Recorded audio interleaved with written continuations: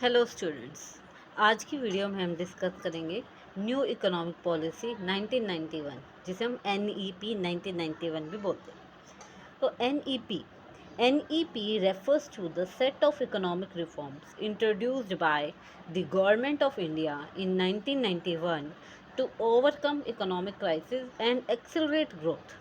देखो, economic crisis हुए थे। क्या क्या हुआ था कि मैंने तुम्हें पहले वीडियो में बताया है कि 1991 में क्या हुआ था, इकोनॉमिक क्राइसिस आ गए थे इंडियन गवर्नमेंट में। तो उसको कॉप अप करने के लिए हम LPG लेके आए थे। लेकिन LPG क्या है, कंपोनेंट्स है, इस पॉलिसी के कंपोनेंट्स है और ये पूरा फ्रेमवर्क है। तो इसके अंडर LPG, तो it is based on LPG।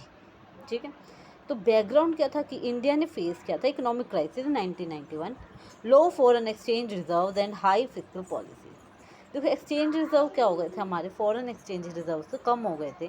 और फिस्कल डेफिसिट क्या था, हमारा खर्चा ज़्यादा हो गया था और इनकम कम हो गई थी, रिजर्व कम हुए थे। तो इससे क्या है कि फिस्कल डेफिसिट हाई हो गए।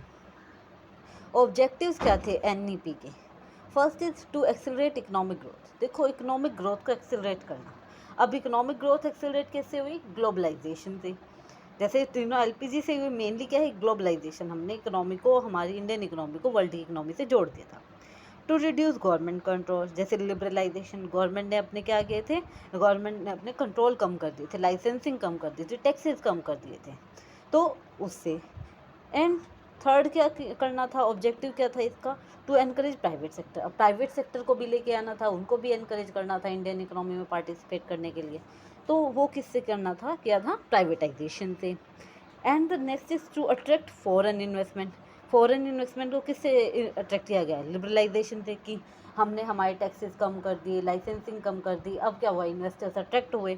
और इन्वेस्टर अट्रैक्ट तो हुए, लेकिन हाँ, उन्हें क्या करना था, हमारी इकोनॉमी में पैसा डालना था। अब पैसा डालने के लिए क्या थे, काफ़ी सारे रूल्स रेगुलेशन थे, उनको कम करने के लिए ग्लोबलाइजेशन लेके आए।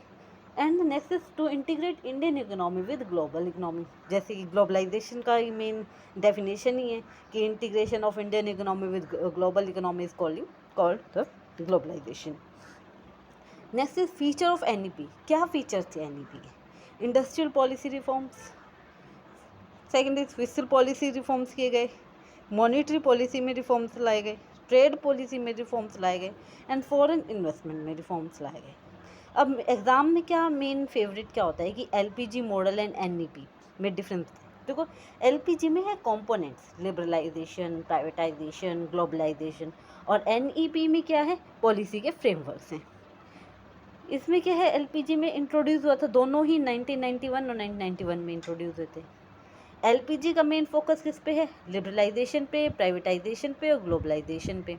और NEP का मेन फोकस किस पे है? इकोनॉमिक के रिफॉर्म्स में, जो कि किए गए थ्रू LPG। ओके। तो NEP refers to a set of economic reforms introduced by the government of India in 1991 to overcome economic crisis and accelerate growth. It is based on LPG. Objectives are to accelerate economic growth, to reduce government control, to encourage private sector, to attract foreign investments, and to integrate Indian economy with global economy. Features of NEP। NEP के क्या features है? Industrial policy reforms, fiscal policy reform, monetary policy reform, trade policy reform and foreign investment reform. Difference between LPG and NEP। First is LPG is the component based and this is policy framework. LPG and NEP both are introduced in 1991. LPG has the liberalization, privatization and globalization, and NEP is the economic reforms focus.